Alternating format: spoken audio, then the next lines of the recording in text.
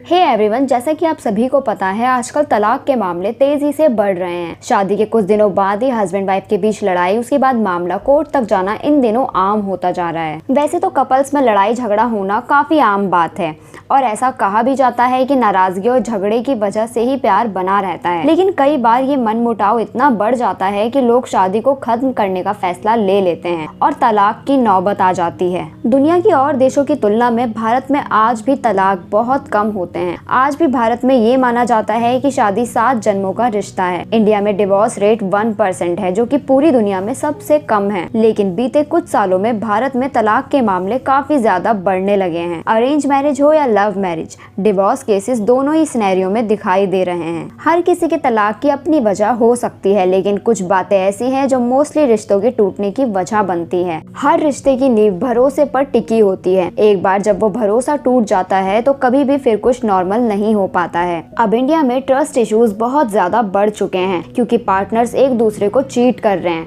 वो extra marital affairs रख रहे हैं और कोई भी पार्टनर बेवफाई बर्दाश्त नहीं करेगा। इसी वजह से तलाक जैसी सिचुएशन बन जाती है।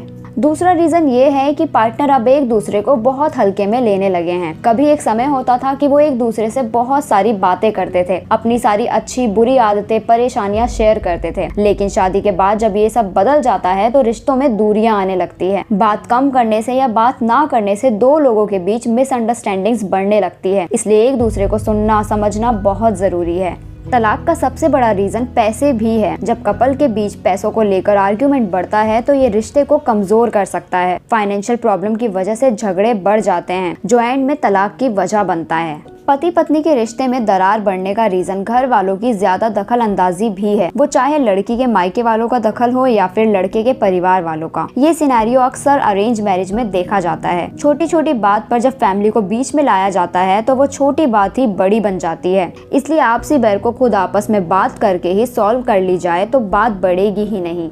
आज के टाइम पर 2 तरह के डिवोर्स हो गए हैं। पहला डिवोर्स है जहां पर 2 बहुत अच्छे समझदार लोग हैं, लेकिन किसी वजह से उनकी आइडियोलॉजी, पर्सनैलिटी, प्रायोरिटीज मैच नहीं हो पा रही है तो भी मैरिज एंड हो जाती है। दूसरा है टॉक्सिक मैरिज। टॉक्सिक मैरिज वो है जो पहले होती थी, जिसमें औरतों को दबाया जाता था और इवन औरतों को मारपीट तक भी सहनी पड़ती थी। इन सब के बाद भी डिवोर्स नहीं होते थे और आजकल इसी टाइप की मैरिजेस टूट रही है जो कि जस्टिफाइड है। बट दूसरा है अनजस्टिफाइड तलाक, क्योंकि ऐसे कई कपल हैं जिसे किसी भी बात पर एडजस्ट करना ही नहीं आ रहा है और वो एडजस्ट करना चाहते भी नहीं है। अगर वो एडजस्ट कर भी लेते हैं किसी बात पर तो वो उसे मेजर कॉम्प्रोमाइज मानते हैं कि मैंने तुम्हारे लिए ये किया, वो छोड़ दिया, ये नहीं किया, ऐसे सुनाने लगते हैं। अगर रिलेशनशिप बचाना है तो एडजस्टमेंट करना आना चाहिए, जो कि आज के टाइम के लोग नहीं करना चाहते हैं। मैरिज टूटने का सबसे बड़ा रीजन कंपैरिजन भी है। आजकल लोग सोशल मीडिया पर कपल्स को देखते हैं और उनसे कंपैरिजन करने लगते हैं कि उनकी लाइफ देखिए कितना अच्छा चल रहा है सब कुछ, ये कितना खुश रहते हैं, ये कितनी अच्छी अच्छी जगह घूमने जा रहे हैं, कितने अच्छे से समय बिता रहे हैं। ऐसा सब कुछ इंस्टाग्राम रील्स पर, सोशल मीडिया पर दिखाया जाता है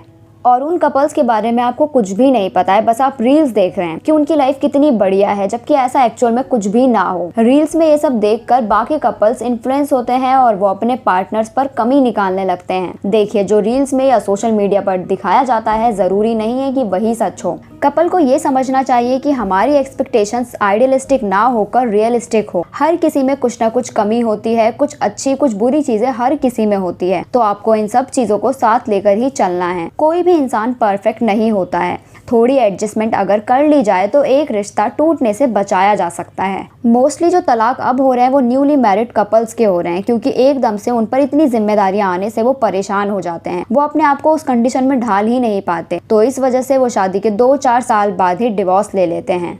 जैसे कि आपको पता है आजकल विमेन भी वर्किंग है, तो घर की जिम्मेदारी, बाहर नौकरी और अगर बच्चे हो जाए तो उन्हें भी संभालने का जिम्मा औरत पर ही आता है। ऐसे में अगर कपल एक दूसरे का साथ नहीं देता, जिम्मेदारियां नहीं उठाता, पेरेंटिंग में मदद नहीं करता, तब भी कपल के बीच क्लैशेस बढ़ जाते हैं। शादी के कुछ महीनों तक तो कपल एक्साइटेड रहता है, घूमता फिरता है, एंजॉय करता है, लेकिन शादी के कुछ साल बाद ही एक्साइटमेंट खत्म हो जाती है। वो एक दूसरे से बोर होने लगते हैं, ज्यादा बात भी करना पसंद नहीं करते। इससे रिश्ते में धीरे धीरे कड़वाहट आने लगती है। इसलिए जितना हो सके एक दूसरे से प्यार करे। घर का काम, ऑफिस का काम तो होता ही रहेगा। जीवन जीने के लिए है, बिताने के लिए नहीं। एक दूसरे की पसंद नापसंद का ख्याल रखे, सभी जिम्मेदारियों को निभाए। काम के साथ साथ एक दूसरे को भी वक्त दे।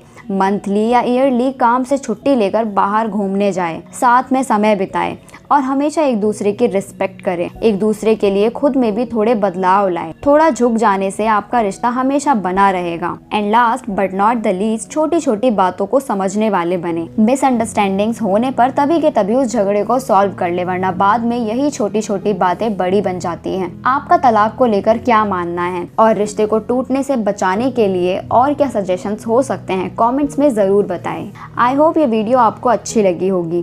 Thank you so much for watching this video.